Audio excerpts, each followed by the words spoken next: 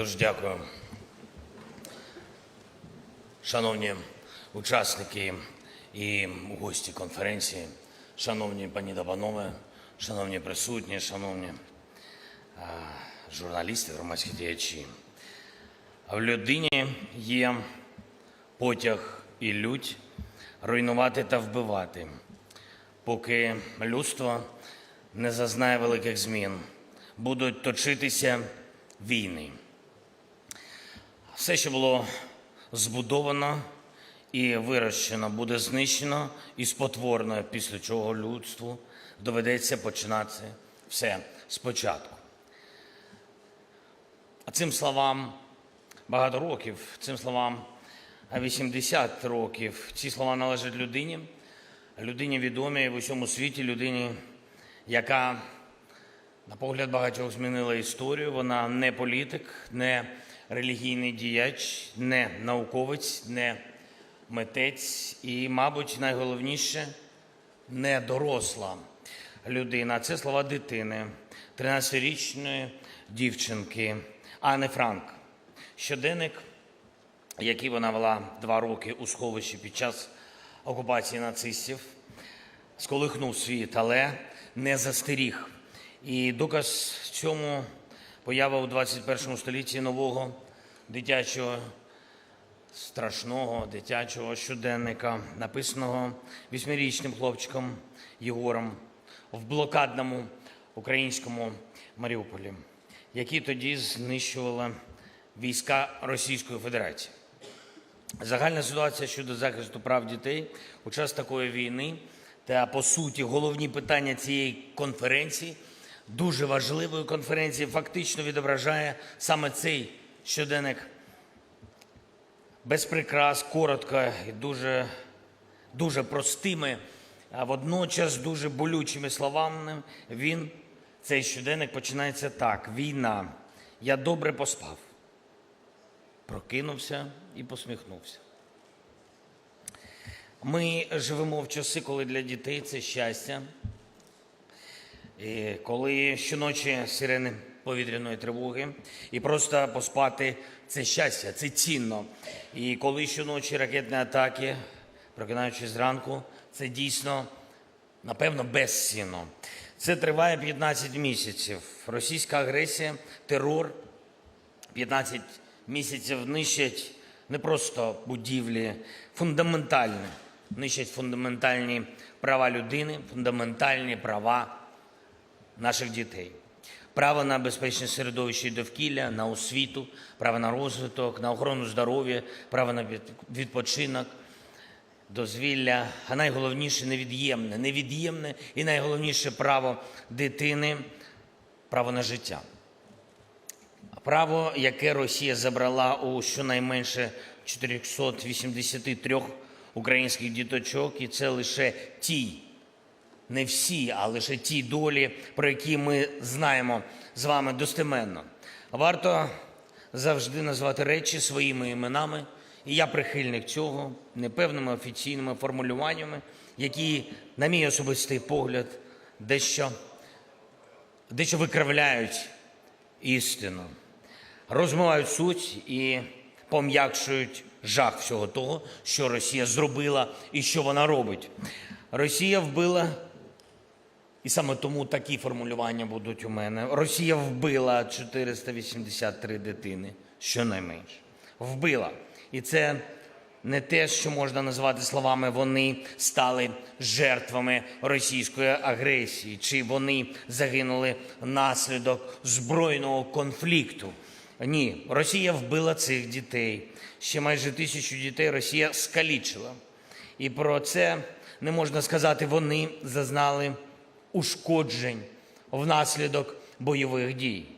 Хлопчик Єгор із Маріуполя знає цей біль. Про це наступні спогади з його щоденника, і особливо моторошно, коли усвідомлюю, що ці слова написані дитячим почерком. У мене рана на спині, здерта шкіра, у сестри поранення голови, у мами видерте м'ясо на руці та рана на нозі. Продовжуючи називати речі своїми іменами, слід сказати про ще один наслідок агресії Російської Федерації. Це мільйони родин і дітей, чий дім знищила Росія, абсолютно знищила свідомо. І про це не можна сказати, що вони втратили житло через відповідні бойові дії. Важливо говорити те, що дійсно сталося. Росія знищила дім мільйонів людей, мільйони скалічених доль, мільйони зламаних мрій, або, простіше, жорстко, як у щоденнику 8-річного хлопця, 8-річного Єгора. У мене вмерла бабуся Галя, 2 собаки і улюблене місто Маріуполь. На жаль, ми з вами знаємо, що таких міст і сіл в Україні чимало, стертих з лиця землі, цілі квартали, вулиці, будинки, під завалами яких Росія поховала поняття права дітей. Атакувала їх усі, від самої появи на світ і до повноліття. Це ракети, які влучили у пологовий будинок в Маріуполі, пологовий будинок в місті Херсон, дитячі садочки в Ахтирці, Слов'янську, Станиці Луганській, і ще понад 1000 дитячих садочків по всій нашій державі. Школи в Краматорську, Лозовій, Часовому Яру, лицей у Кривому Розі, гімназія в Миколаєві. Загалом ще 1300 шкіл по всій нашій території. Дитяча лікарня «ОХМАТДИТ», дитяча обласна клінічна лікарня в Херсоні і загалом понад 1000 медичних закладів. Дитячий будинок у Дружківці, центр реабілітації дітей з інвалідністю в місті Херсон, школи для дітей з особливими освітніми потребами для дітей з вадами слуху в Запорізькій області, з вадами зору в місті Харків, палац дітей та юнацтва в Бахмуті, в нашому міцному Бахмуті. Дитяча бібліотека в Нікополі, дитячо-юнацькі спортивні школи по всій державі, Сєвєродонецьк, Мар'їнка, Рубіжне, Баштанці, стадіони в Чернігові, стадіони в Миколаєві, льодові арени в Харкові та в місті Маріуполь, зали, поля, басейни, сотні інших об'єктів, де наші дітки займались у різних видах спорту. І тисячі дітей, які були викрадені, вирвані з життя, відірвані від рідних та незаконно депортовані на територію Росії. Ми не знаємо точне число, це правда, на жаль, і поки що, скільки усього таких наших дітей, але ми знаємо, що маємо повернути всіх, і ми знаємо, що маємо відновити права і безпеку для усіх наших українських дітей. Наша держава докладає можливих зусиль, щоб повернути українських дітей, щоб повернути їм нормальне життя, щоб повернути наших дітей додому, в Україну. Важливий крок був зроблений вчора, і я хочу, якщо можна використовувати сьогодні такі слова, але тим не менш підтримати і привітати з початком роботи Центру порятунку і захисту українських дітей. Наш штаб порятунку і захисту діточок.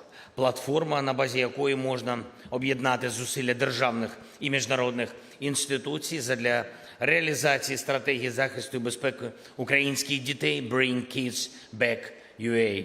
Це детальний і покроковий план дітей, затверджений план дій, що передбачає повернення депортованих Росією дітей, їхню реінтеграцію, їхню соціалізацію, гуманітарну допомогу, дуже важливу психологічну підтримку, втілення освітніх сучасних ініціатив, роботу з фіксації всіх скоєних проти наших дітей злочинів та притягнення, обов'язково притягнення до відповідальності за них, розвиток сімейних форм виховання та ще низку дій для забезпечення кожного права кожної дитини, кожної нашої української дитини.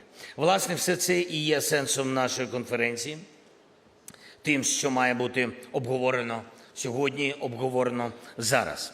Окрім цього, наша конференція дасть старт для низки важливих міжнародних заходів, зокрема у Швеції, Норвегії, у інших країнах. Я думаю, сьогодні детально про це команда скаже, там омбудсмен обов'язково скаже. Ми об'єднаємо світову більшість заради того, щоб відновити безпеку для українських дітей.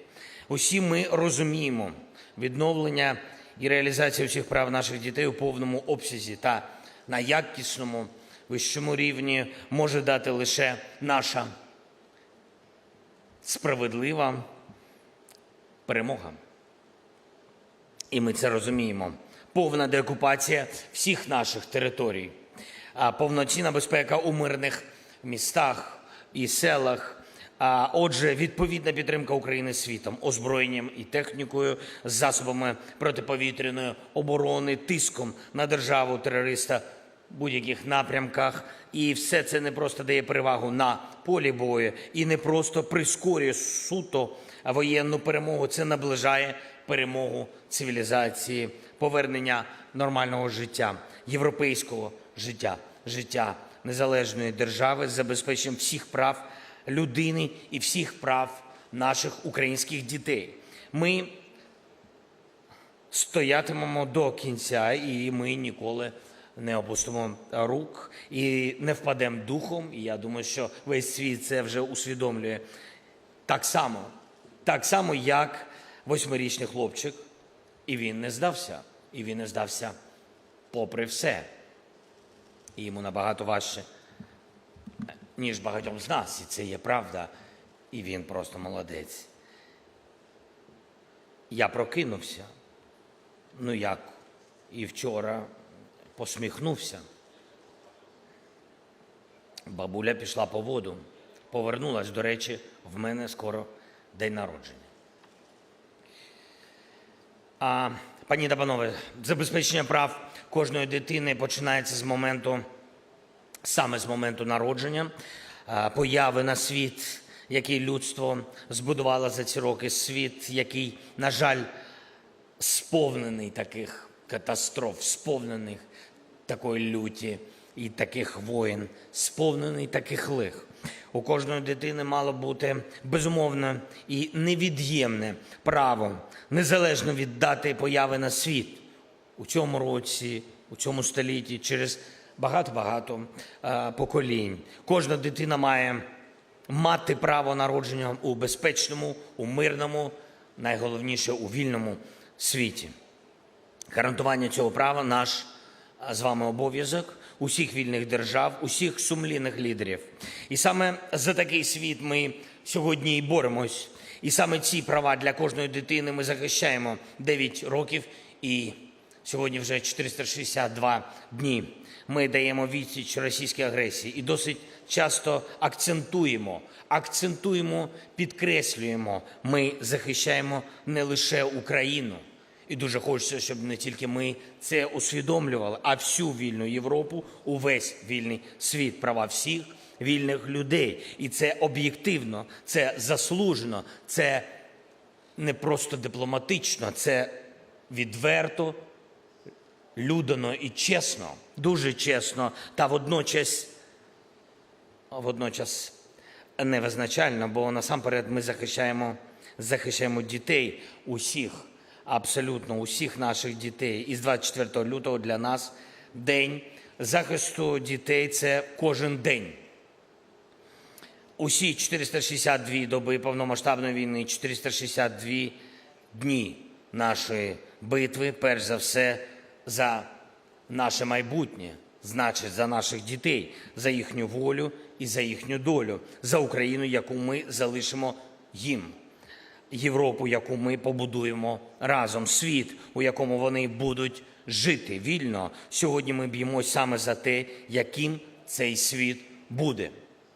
І саме тому, коли ми кажемо «наші діти», ми маємо на увазі не лише українців і українок, ми б'ємось разом за дітей, за всіх, абсолютно за всіх дітей, за всі наступні покоління і за їх права і свободу, те, що ми називаємо завтра, те, що ми хочемо збудувати і передати, те, що ми називаємо майбутнім, і можемо лише уявити для них буде сьогоденням і реаліями, які вони отримують обов'язково в спадок від нас. Ми відбудуємо все. Все, що зруйнували російські окупанти, ми зробимо все, аби кожна українська дитина змогла повернутися додому в Україну, у своє місто, у свій двір, до себе, у свій дім, у свою кімнату, у своє ліжко, у своє дитинство, повернутися в нормальне життя, де не буде війни і не буде понять внутрішньо переміщені особи. І це дуже боляче, біженці. І не буде таких болючих понять, як депортація, де татова казка і мамина колискова лунатимуть не по відеозв'язку, а дуже хочеться, щоб це було наживо. І де ніколи більше не буде нових щоденників Ани Франк і Єгора з Маріуполя, де безпечно, де вільно і мирно, а значить, де Україна. Дуже дякую. Слава Україні! Героям слава!